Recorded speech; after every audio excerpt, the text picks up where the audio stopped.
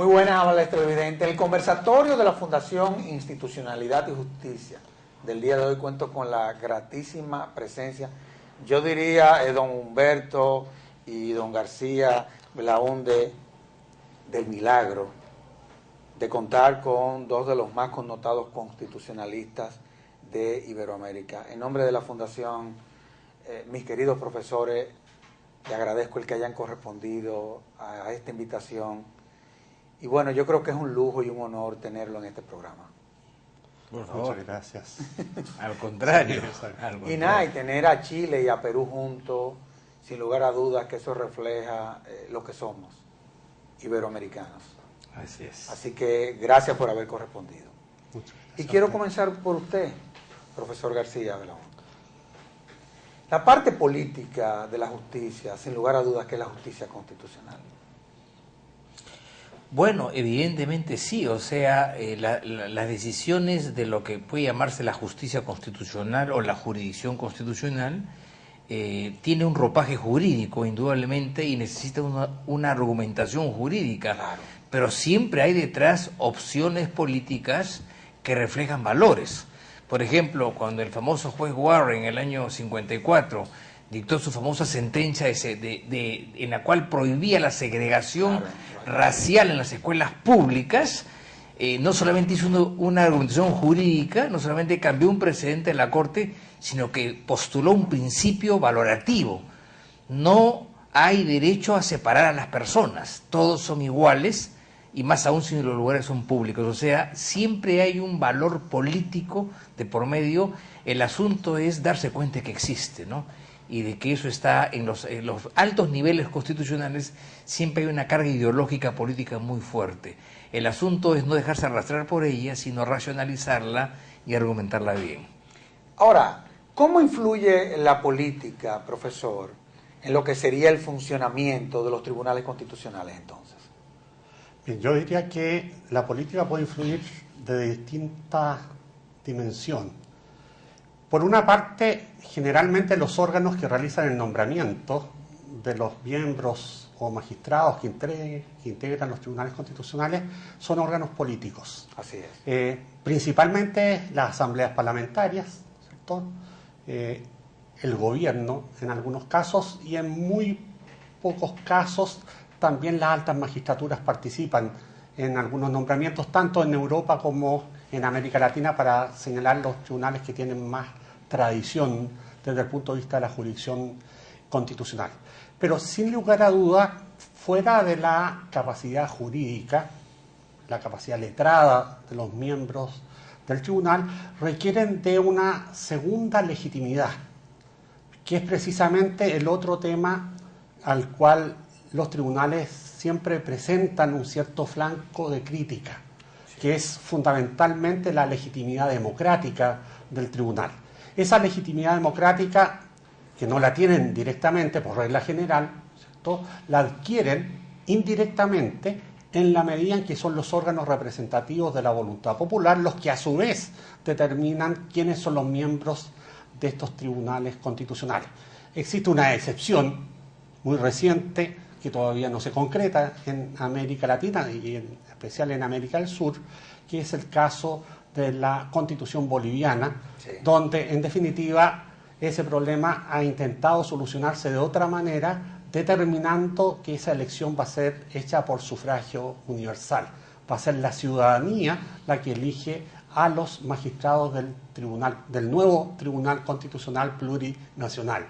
Pero eso es una experiencia que no sabemos cómo va a funcionar y cuáles van a ser los beneficios o perjuicios que en definitiva causen dentro del sistema.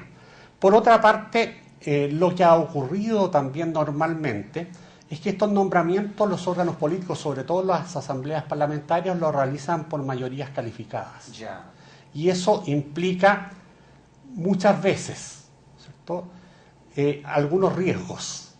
Y esos riesgos generalmente se han dado en términos que las fuerzas políticas representativas al interior del Parlamento negocian la integración del Tribunal Constitucional, en el sentido de si no hay una mayoría calificada clara, homogénea en un sentido, ¿cierto?, las principales fuerzas políticas negocian las cuotas, digamos, de miembros que cada uno de ellos va a designar.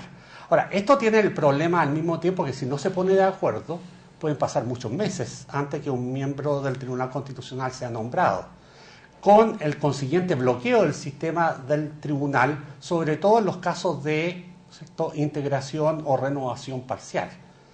Especialmente, y esto yo prendería una lucecita también de alerta en este sentido, especialmente cuando, como en el caso de la República Dominicana, es el caso de Chile y también el caso de Perú, ¿cierto?, para las acciones de inconstitucionalidad se requiere una mayoría muy calificada, claro, para que ellas puedan, ¿no es cierto?, ser aprobadas en su exequibilidad o en su inconstitucionalidad.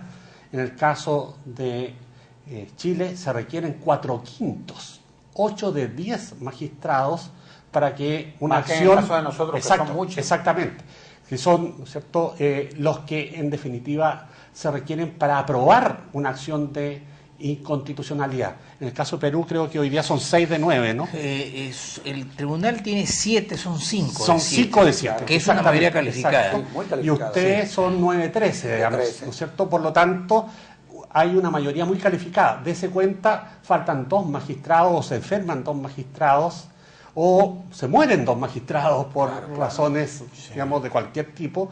Dese cuenta cómo queda ese tribunal para aprobar una inconstitucionalidad.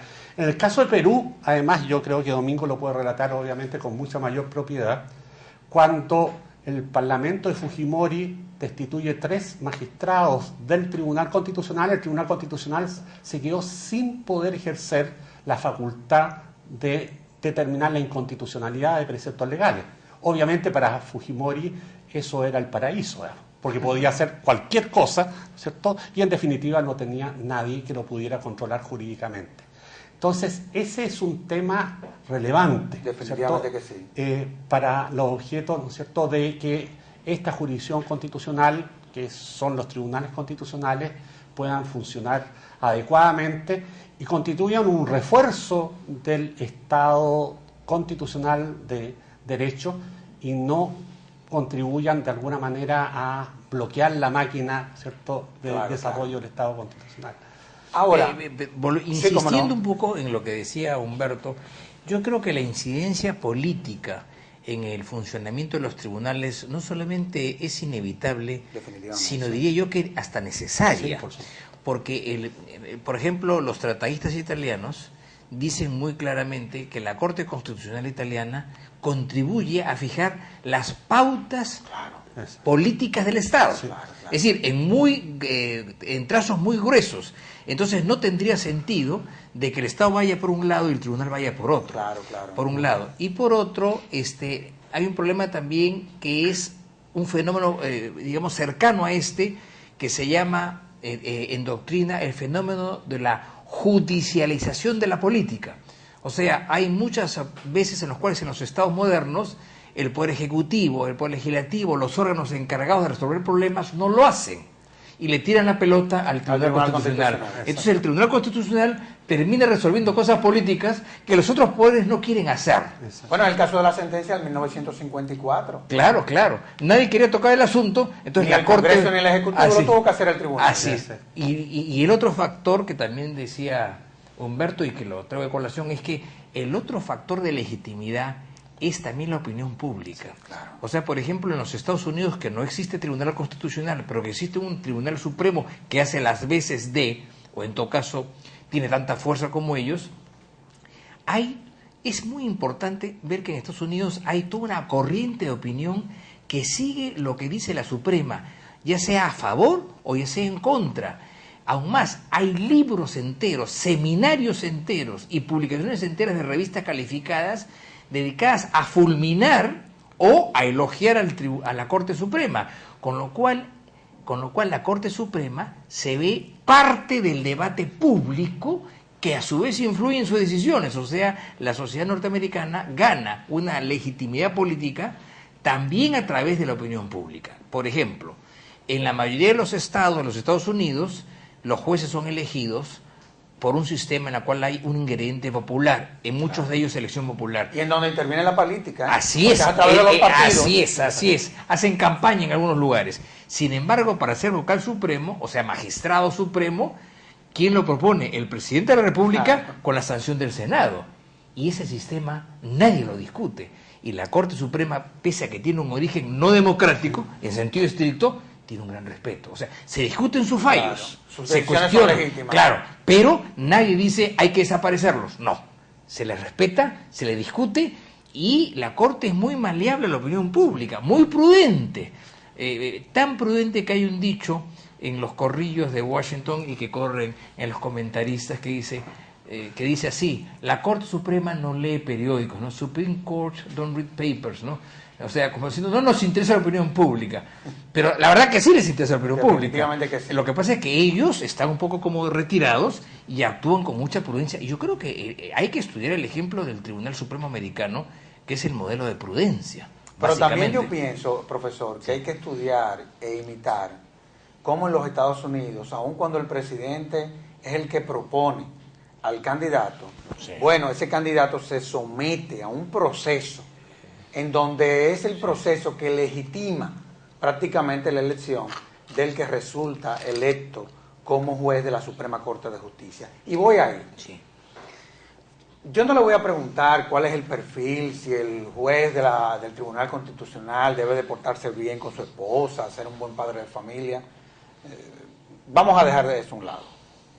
Vamos, y yo quiero que ustedes me refresquen eso y ver de qué forma, porque nosotros estamos abocados a la elección de los miembros de esa alta corte. ¿De dónde debe de venir los jueces del Tribunal Constitucional? Y me explico.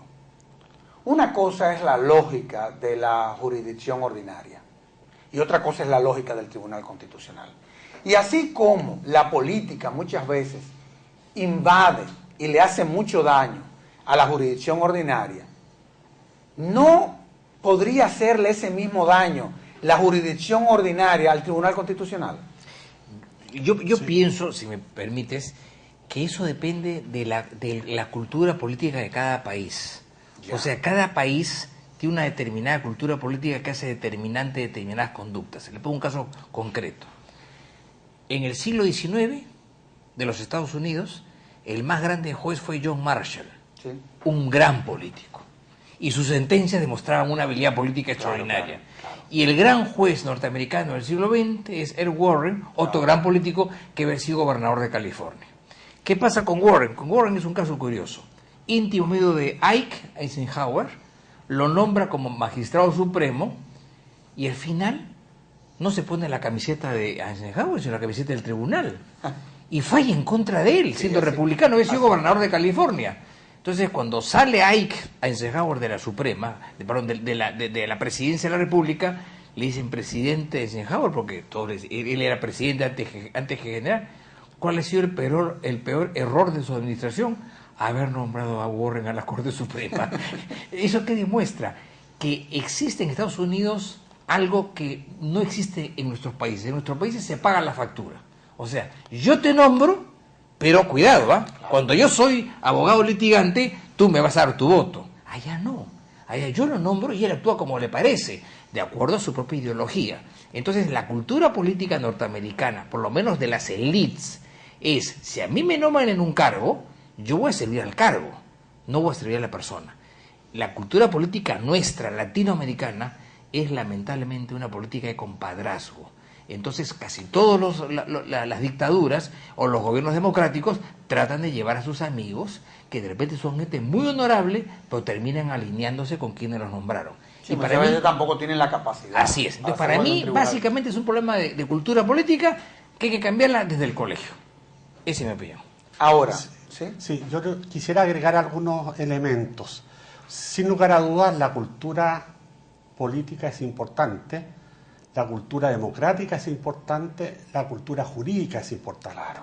Entonces, desde esa perspectiva, sin perjuicio de que el tema es de la conciencia y de la voluntad de constitución que deben tener los miembros del Tribunal Constitucional para ser capaces de votar contra los que lo eligieron, ¿cierto? Y es por eso que los mandatos de los tribunales constitucionales tienden a exceder el periodo de los que los nombran, para que en definitiva no tengan la situación de tener que estar respondiendo.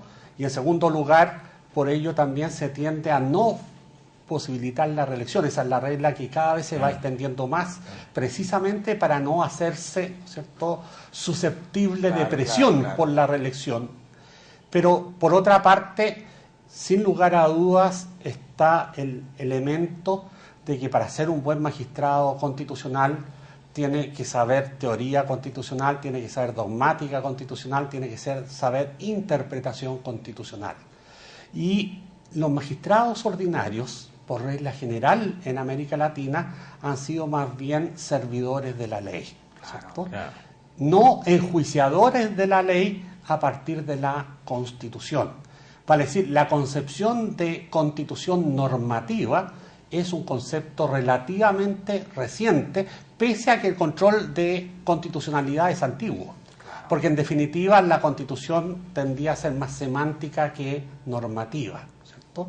Y eso hace, por lo tanto, que los miembros de los tribunales constitucionales, ojalá, provengan de fuera del Poder Judicial por regla general, que sean miembros de la sociedad, ¿cierto?, civil, con conocimientos adecuados y al mismo tiempo con la legitimidad democrática indirecta, ¿no es cierto?, que es necesaria para que puedan, ¿no es cierto?, asumir con autoridad su respectiva función. Eso es lo que quería complementar un poco lo que... No, definitivamente que sí. Ahora, la verdad es que cuando uno ve cómo surgieron los tribunales constitucionales con Hans Kelsen, en fin, uno se encontraba con que solamente se limitaba su función a declarar inconstitucional una norma, en fin. Pero han evolucionado de una forma tal que, bueno, ¿qué fue lo que pasó, profesor? Bueno, el problema es el siguiente. Los tribunales constitucionales surgen en el periodo de entreguerras, o sea, entre el 18 y el 39. Surgen por una serie de circunstancias y cuando surgen, lo único que se conocía era el modelo norteamericano, en la cual el Tribunal Supremo declaraba una ley inconstitucional y no la aplicaba al caso concreto, ¿no es cierto? Pero el problema es que el modelo norteamericano se movía dentro de una familia jurídica distinta que se llamaba el Common Law, que tenía otros principios.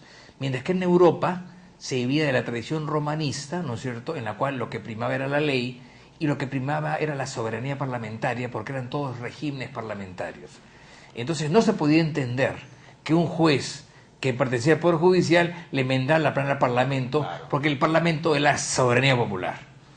Entonces la idea de Kelsen, junto con otros más del año 18-19, cuando el Imperio Austrohúngaro se desmorona y nace la República de Austria, que existe hasta ahora, fue ¿qué hacemos con los controles? Y dicen, bueno, hay que hacer un tribunal especial.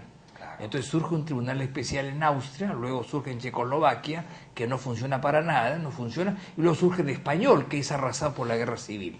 Se cierra el periodo de entreguerras y resurge de las cenizas el tribunal austriaco, que es el más antiguo del mundo, el año 45, y por imitación y por influencia de Kelsen, que era ya una figura muy importante y que se vio obligado a emigrar a otras partes y acabó en los Estados Unidos, es que se empiezan a crear otros tribunales en Francia, en Alemania, en Italia, y poco a poco se va extendiendo y la moda va surgiendo y se encuentra que es un órgano que cumple determinadas funciones que otros no lo hacen.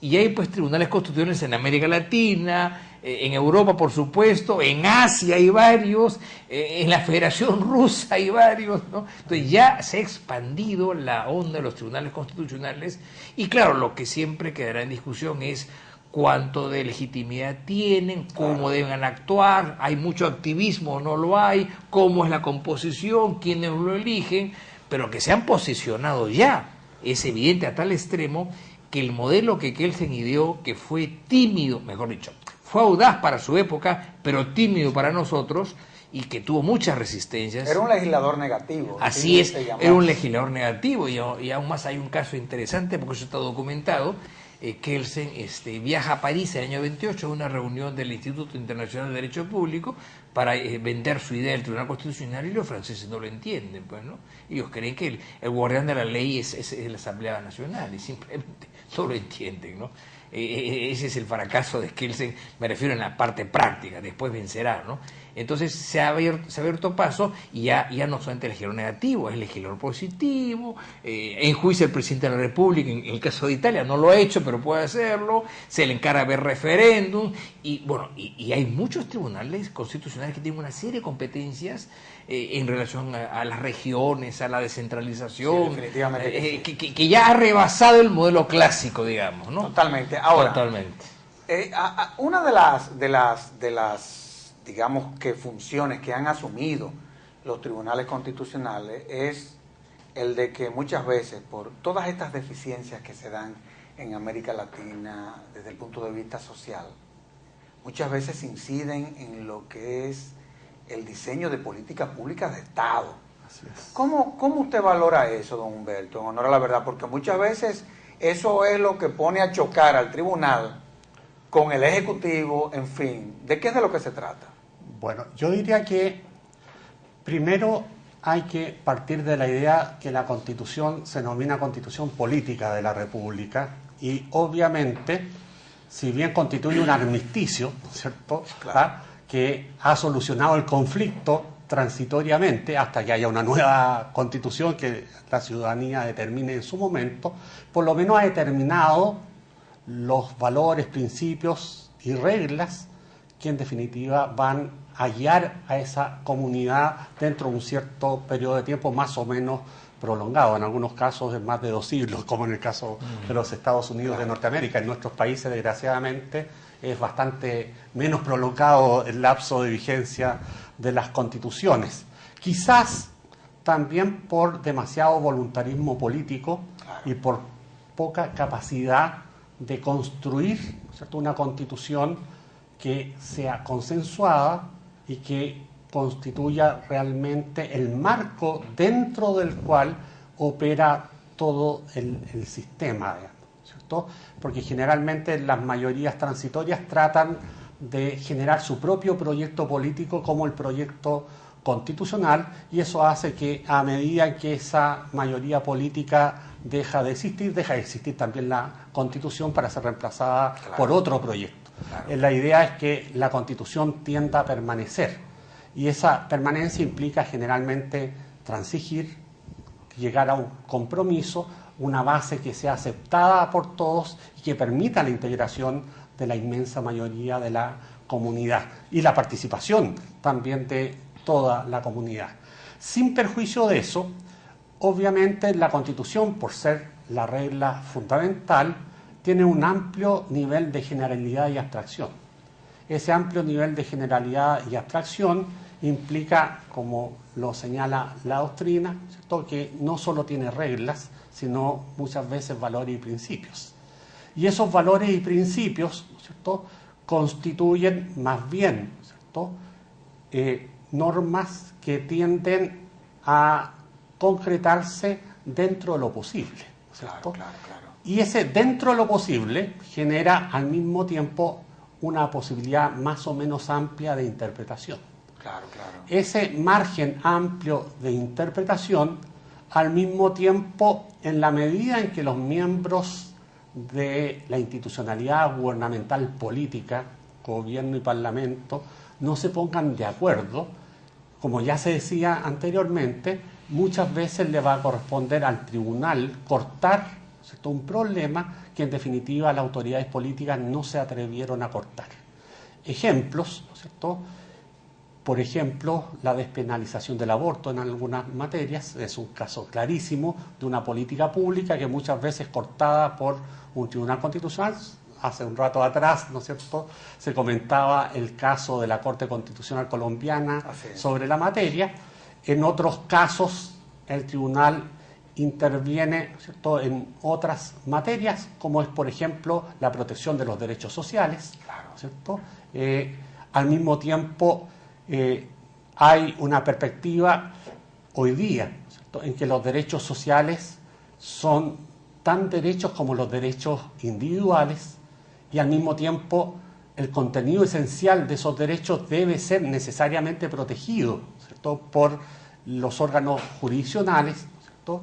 Y en este sentido, además, la concepción que ya viene del viejo Tribunal Constitucional alemán, de la Corte Constitucional de Karlsruhe, ¿cierto?, determina que nuestros ordenamientos constitucionales, al partir de la afirmación de la dignidad de la persona, cosa que además está convertida en derecho en la Constitución de la República Dominicana, ¿no es cierto?, de 2010, eso implica la existencia de un mínimo existencial.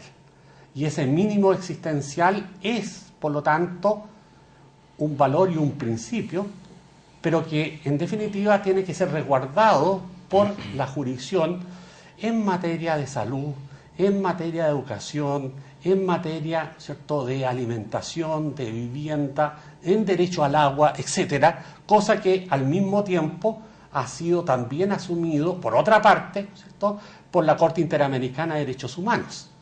Al mismo tiempo, en la medida en que incorporamos dentro del bloque constitucional, estamos también asumiendo las políticas jurisdiccionales, ¿cierto?, decididas por la Corte Interamericana, que en el fondo ha dejado de ser un tribunal internacional para convertirse casi en un tribunal supraconstitucional. Así es. Y en ese sentido se nos está generando una constitución, ¿cierto?, supranacional, al menos en el ámbito de los derechos fundamentales. No en los máximos, pero sí por lo menos en los mínimos. Ya. Y eso va generando estándares, ¿cierto?, que van siendo exigidos a las comunidades nacionales, ¿cierto?, y que las jurisdicciones internas de los estados entran en un diálogo, ¿cierto?, jurisdiccional en este sentido con la Corte Interamericana y con las normas de derechos humanos en el plano internacional. Ahora, por otra parte, también quisiera señalar que dentro de esa línea también hay otro aspecto que hoy día es cada vez más relevante, que es el uso del derecho extranjero por nuestros tribunales constitucionales. De repente, para enfrentar un determinado problema que tiene un vacío en el ordenamiento jurídico constitucional nacional o en el ordenamiento jurídico nacional, se recurre a la experiencia, ¿cierto?, vivida en el extranjero, que tiene, ¿cierto?, en otro estado que pertenece al mismo sistema jurídico, con instituciones similares, con valores similares y con derechos similares, ¿cierto?, una solución, ¿cierto?, que en definitiva sirve de nivel comparativo, ¿cierto?, para resolver el problema nacional.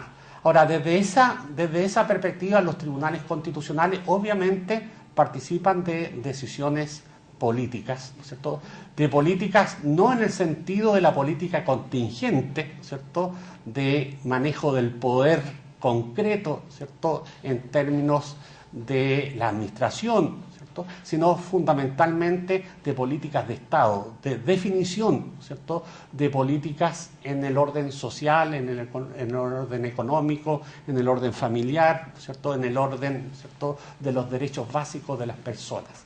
Eso al mismo tiempo va acompañado también de otro elemento que es necesario también de precisar. Y ese otro elemento que se da en esta perspectiva es al mismo tiempo que los tribunales constitucionales hoy día modulan sus sentencias. Claro. Y como ya se ha comentado, ¿cierto?, los tribunales europeos primero y luego los latinoamericanos han empezado a determinar, ¿cierto?, que determinada norma legal aprobada por el Parlamento, ¿cierto?, tiene 2 o 3 interpretaciones posibles. De las 2 o 3 interpretaciones posibles se considera que 2 son inconstitucionales. En cambio, una es conforme a la Constitución. Por lo tanto, el tribunal expulsa del ordenamiento jurídico esas 2 que se consideran inconstitucionales y deja como la única interpretación conforme con la Constitución la que el propio tribunal determina. De alguna manera, eso ya va más allá del legislador negativo, ¿no es cierto?, que originalmente estaba establecido. A través de sentencias aditivas, integrativas, lo que hace el Tribunal Constitucional es determinar, por ejemplo, que un precepto legal que generó determinados beneficios para un determinado grupo de la población, en definitiva es arbitrario. ¿Y por qué es arbitrario? Porque excluyó a otro grupo de la población que estaba en la misma hipótesis jurídica.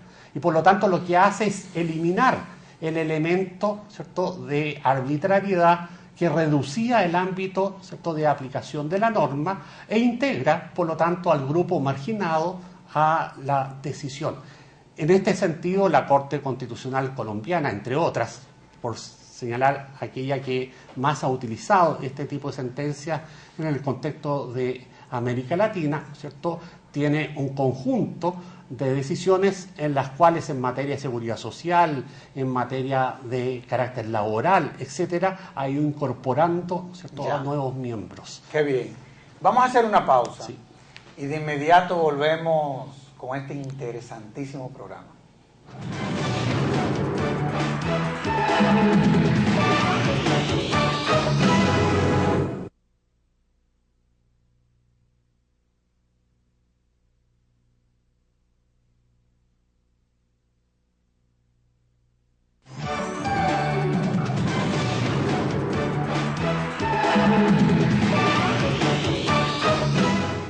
Profesor, Perú en la década del 90, cuando el presidente Fujimori renunció a la competencia de la Corte Interamericana de los Derechos Humanos por un conflicto que se presentó.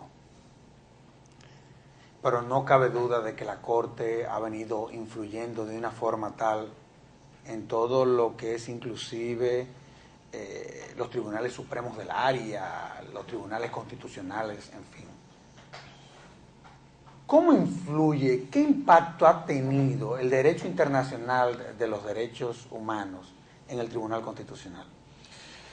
Bueno, yo diría que ha ido increciendo, ¿no? O sea, lo que hizo el Fujimori con su asesor Montesinos en los años 90, como veía una serie de sentencias que se le venían en contra, Claro. fue a retirarse de la competencia contenciosa en la Corte en un acto increíble, ¿no? Y poco después desmanteló, como ya se ha dicho, el Tribunal Constitucional, y simplemente salieron una serie de sentencias que dijeron, bueno, no somos parte del sistema y no nos hacemos caso. En esa época la Corte Interamericana, que tiene una prudencia en la selección de sus casos porque hay demasiada carga, no concentró sus esfuerzos en Perú porque eran tantas las violaciones a los derechos humanos que venían en tropel las peticiones a la comisión y luego a la Corte, ¿no? Sobre todo el debido proceso. Así es, además el Poder Judicial fue intervenido sutilmente, eran títeres del Poder Ejecutivo, el Tribunal Constitucional estaba o con gente nombrada por el régimen o inutilizado.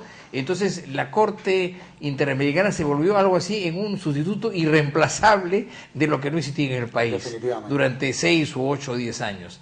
Hasta que Fujimori cae en noviembre del 2000, hay la presidencia provisional de Valentín Paniagua, que es un distinguido colega y constitucionalista ya fallecido lamentablemente, y él de inmediato reconoce la competencia, se allana a ella y empieza a cumplir todas las sentencias y reincorpora a los magistrados.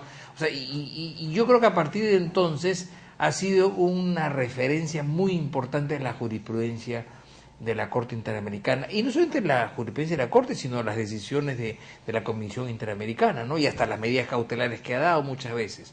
Ahora, es cierto que ya la Corte no está tan preocupada o tan centrada en los problemas peruanos, porque se da cuenta que ya la democracia está más o menos funcionando, no se persigue a nadie, no hay preso, etcétera. Entonces, claro, está centrándose en otro tipo de cosas y más bien afinando su mirada en los casos clamorosos de secuestros, identidad personal, integridad personal, esas cosas. Pero salvo eso, sigue siendo importante y además no solamente se sigue las sentencias en las cuales el Perú es parte, sino también se sigue la jurisprudencia de la Corte dada en otros casos de otros países, que entendemos que son aplicables por analogía, ¿no? O sea, hay decididamente...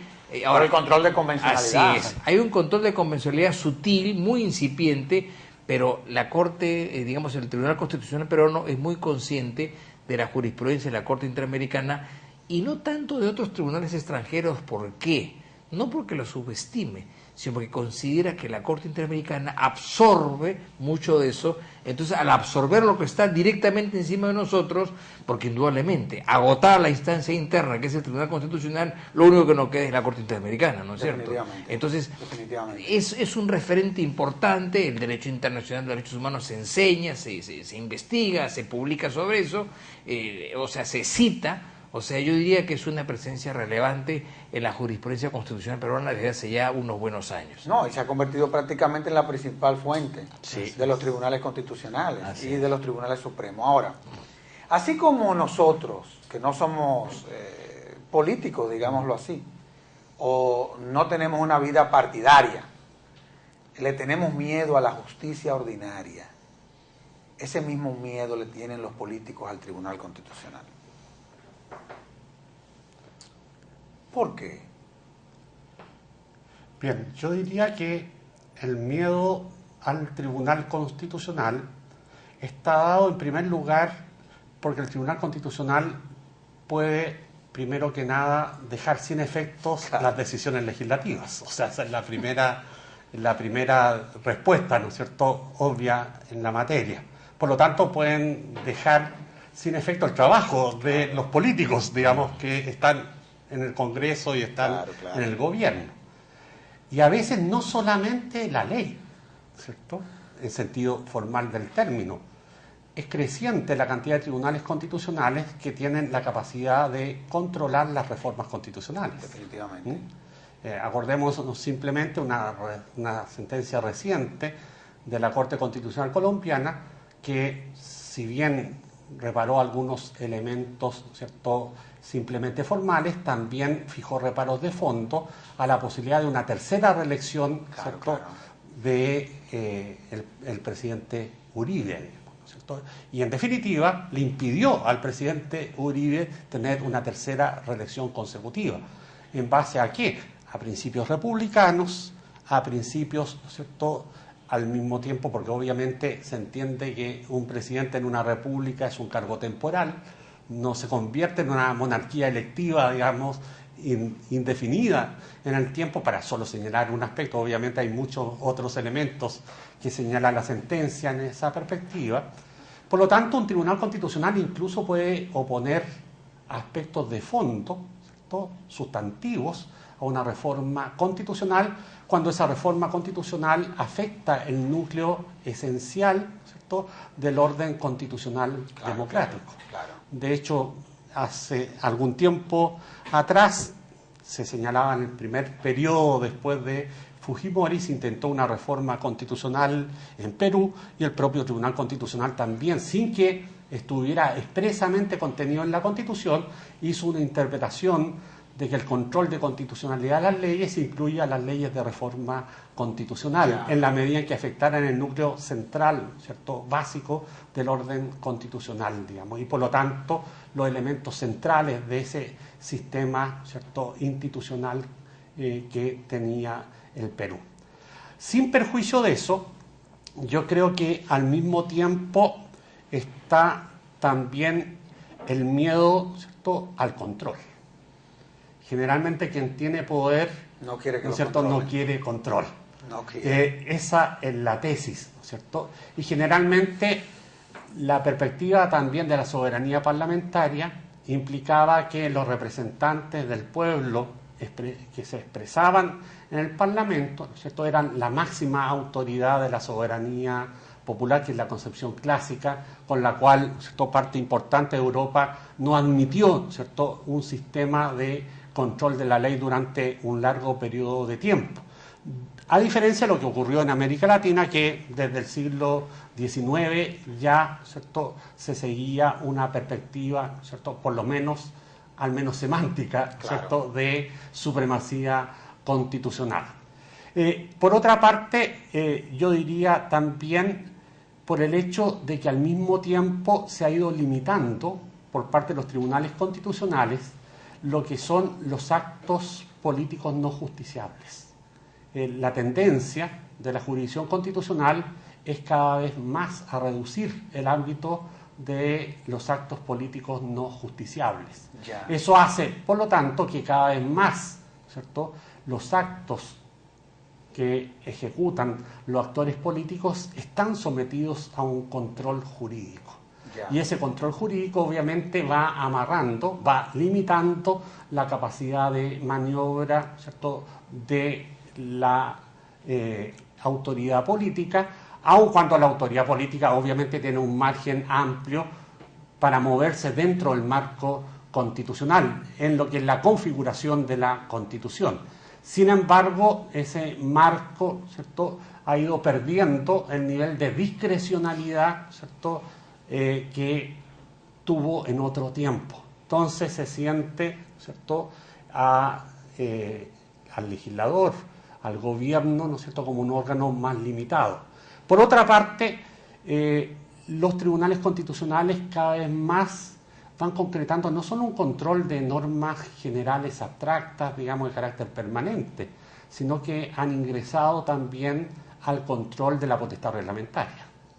Y desde ese punto de vista pueden declarar inconstitucional, ¿cierto?, un decreto o un reglamento sin necesidad de pasar por el intermedio de la ley, simplemente declarando inconstitucional directamente el decreto o el reglamento. En el caso de nosotros, hasta ordenanzas. Exactamente, o sea, hasta normas municipales, digamos, en tal perspectiva. En este sentido, también hay otra matización que es necesario hacer.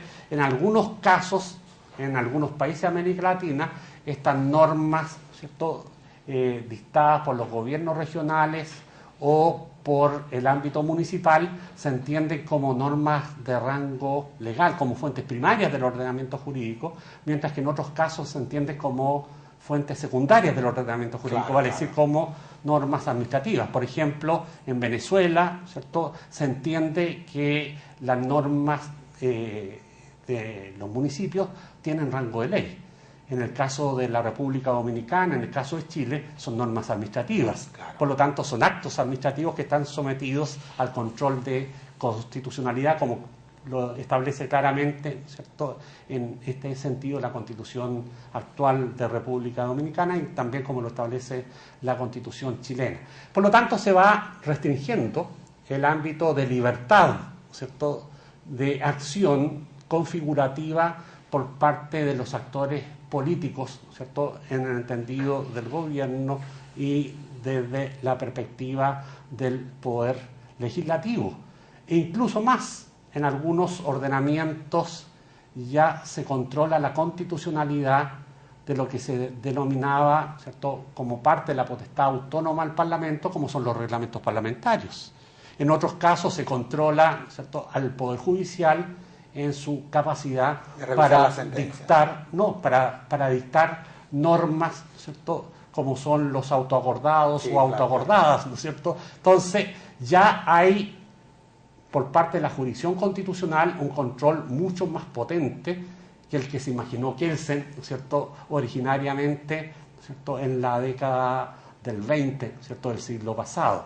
Por lo tanto, obviamente, si Kelsen viviera nuevamente, se volvería a morir de la impresión, ¿no es cierto?, de lo que son los tribunales constitucionales actuales, que por lo tanto han cambiado mucho, ¿no es cierto?, el espectro de competencias y la forma en que tienen de dictar las sentencias, abandonando claramente la perspectiva del legislador negativo. Acordémonos además que incluso la Constitución ecuatoriana, ¿no es cierto?, de hace un par de años, ha convertido al Tribunal Constitucional en un legislador positivo formal, en un legislador suplente, ¿no es cierto?, mientras el Parlamento no dicta la norma. Si el tribunal considera que hay una omisión inconstitucional, es el propio tribunal el que dicta la norma de reemplazo, y esa norma de reemplazo no puede ser tocada hasta que el propio Parlamento dicte la norma que se refiere a la materia.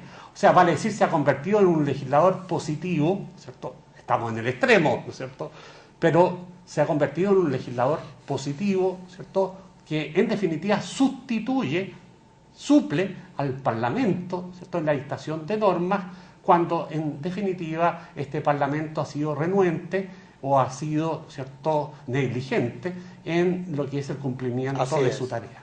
Nosotros tuvimos un precedente en esa dirección, en donde la Suprema Corte de Justicia teniendo el control concentrado de la constitucionalidad, y el Congreso no habiendo creado la norma que crear el procedimiento para el amparo, entonces la Suprema Corte de Justicia de manera pretoriana lo hizo, y evidentemente que eso duró más de 10 años funcionando medianamente bien. Ahora, usted hablaba de algo interesante que yo creo que probablemente se presenta en algunos conflictos, profesor, y es cuando el Tribunal Constitucional tiene la competencia, por ejemplo, en cuanto a un acto administrativo, una ordenanza. Bueno, ¿no se podría dar un conflicto entre la jurisdicción constitucional y la jurisdicción administrativa? Bueno, voy a resumir un poco lo que se acaba de decir en forma muy detallada, para remachar la idea, no simplemente para confirmarla. El problema básico es que el Parlamento, históricamente hablando, fue siempre el poder máximo por excelencia. Claro. El gran teórico del parlamentarismo, o del Parlamento, es Locke, allá en el siglo XVII, que dice que el Parlamento es el poder supremo de la nación. Entonces, a partir de entonces se va desarrollando la fuerza del Parlamento y van cayendo las monarquías o van reduciendo sus ámbitos de competencia, y eso dura hasta los años 50 del siglo pasado. O sea, Europa todavía tiene monarquías, pero las pocas que tiene, como son la holandesa, qué sé yo, la británica, la española, ¿no? Son monarquías constitucionales. Pero me refiero, Europa ha sido un mar de monarquías hasta el año 18 del siglo pasado, y muchísimas monarquías hasta los años 50. O sea, el rey de Grecia ha caído en el año 67, que es el padre de la reina Sofía, etcétera, ¿no? Entonces, el Parlamento avanzó mucho, y cada vez avanzaba más y más. Entonces, ¿qué pasa? Al Poder Judicial, ¿quién lo controlaba? Lo controlaba el Ejecutivo o el Legislativo. ¿Quién controlaba al Ejecutivo? El Legislativo. ¿Quién controlaba el Ejecutivo? Nadie. Entonces, la tesis de Kelsen tiene su explicación. Como no quería tropezar con la dominante teoría del predominio del Parlamento de la época, dijo, un momentito, somos legisladores negativos. ¿Qué significa esto? Que el Parlamento da leyes y nosotros las derogamos. O sea, el Parlamento hace lo que debe hacer y nosotros corregimos esos errores derogándolos. O sea, no es que hayamos usurpado funciones, corregimos lo que hace el Parlamento. Ahora, esto fue Kelsen en el año 20 y tanto, y eso ha ido asumiendo. Pero básicamente yo diría que todos estos ejemplos expuestos significan que ha empezado a crecer el control paulatinamente. Entonces el Parlamento se siente cada vez más controlado y naturalmente sus cuotas de poder disminuidos, y en el fondo hay siempre al hombre que es elegido por el pueblo, claro, se siente controlado. Entonces ahí pierde poder, cuotas de poder, tiene que compartir, se expone a una serie de cosas. Entonces eso explica ese asunto. Bueno, ahora, el otro problema que usted me plantea, yo no le veo problema en la medida en que estén delimitadas las competencias. O sea, por eso es que estamos conversando justamente sobre las competencias del Tribunal Constitucional, que veo que en el caso de la Constitución Dominicana, por lo ligeramente que he visto, están señaladas, pero deja un margen abierto a la ley, que es en el fondo el ejemplo español. El ejemplo español dice que el Tribunal Constitucional puede hacer las cosas y las demás que señala la ley. Entonces, yo creo que si simplemente están delimitadas las competencias, no tiene ni por qué haber roce, en absoluto. Entonces, por ejemplo, en el caso de un acto administrativo, en el caso del Perú, voy a ponerlo por ejemplo, en el caso de un acto administrativo puede ser anulado en la vía ordinaria por el proceso contencioso administrativo, con lo cual sigue una vía, pero si uno no quiere seguir esa vía, puede utilizar un amparo para dejar sin efecto ese acto administrativo. Ese es el caso nuestro también. Sí, entonces ese acto administrativo puede ir, o sea, impugnado por el amparo, en principio, hasta el Tribunal Constitucional. Claro, claro. ¿No? Entonces no hay roce. ¿Por qué? Quien escogió el amparo rechazó el proceso administrativo, y quien escogió el proceso administrativo rechazó el amparo. O sea, no se cruzan. Entonces yo lo que creo es que para evitar estas eventuales roces que hay, es cuestión de que las leyes establezcan claramente los caminos, y cuando unos caminos excluyen a otros.